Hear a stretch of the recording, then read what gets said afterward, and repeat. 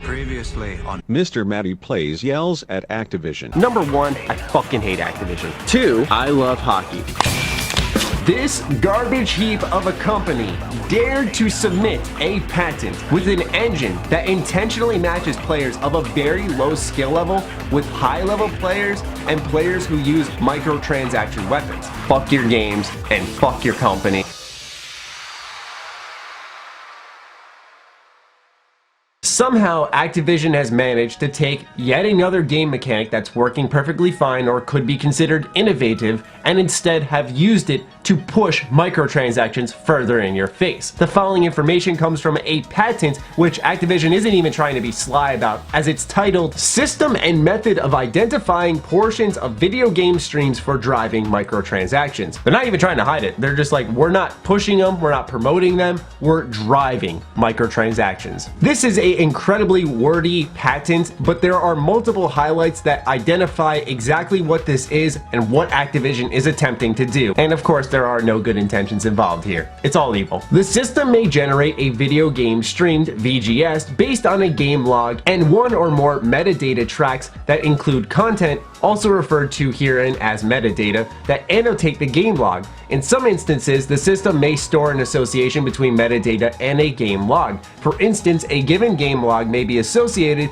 with one or more metadata tracks. In this manner, a viewer or others may be able to pick and choose which metadata is to be used to annotate a given game log. As such, multiple VGSs may be generated based on a single game log, each VGS associated with its own set of metadata. That's a very wordy, complex way of saying theater mode. We've seen this in plenty of games, Call of Duty being one of them when it was introduced in the first Black Ops game. It was a way to save instant replay some of your favorite clips in pub matches, and also it is now very vital when it comes to esports and commentators out there, as these are supremely talented people who give play-by-play action to a growing medium that we're now seeing on networks such as ESPN. It's crazy how much it's grown. Activision has identified that growth and now wants a little piece of the pie here. How is Activision combining a theater mode with microtransactions? Well, the post continues to explain. In some instances, a metadata track may include microtransaction information that identifies an item available for purchase. For instance, in a shooter game, a location on the display of a virtual weapon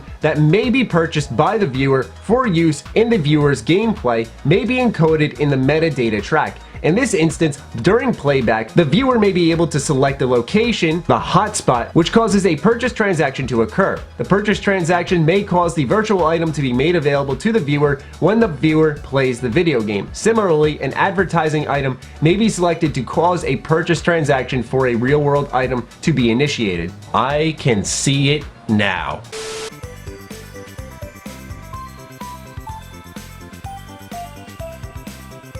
What's good, turd scraper? Yep, I know, you're just trying to watch that match, but I see you eyeing that shiny little weapon that player has, and for the small price of $4.99, you actually can cop one yourself. I'll just leave this buy now button right here whenever you want, sooner rather than later, of course. Please click that and you can earn that weapon. Now, you can get in the game through grinding, but who has time for that? Save yourself the time and buy it right this second. Like I said, I know you're just trying to enjoy the game, but really, fucking buy it. I didn't give Cod World War II a rave review. I found it an enjoyable title, but I think a lot more titles in 2017 had innovated further and made them more worth your time. But if these types of news stories aren't enough to get you to stop buying Activision products, to stop encouraging these god-awful practices, I don't know what will. It's not even the game at this point where they're having you complete challenges to see supply drops open. No, they're even going to the theater mode where you're trying to spectate a friend, you're spectating an MLG match, and they're gonna say, hey, look at that pro player, look at that cool gun he's got, for $5 you can pick this up. That's if, even with Cod World War II servers, that you can spectate a match.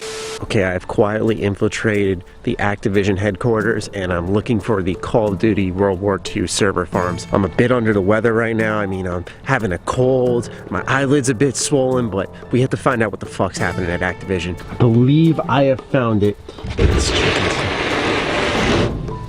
Yep. There it is, you son of a bitch.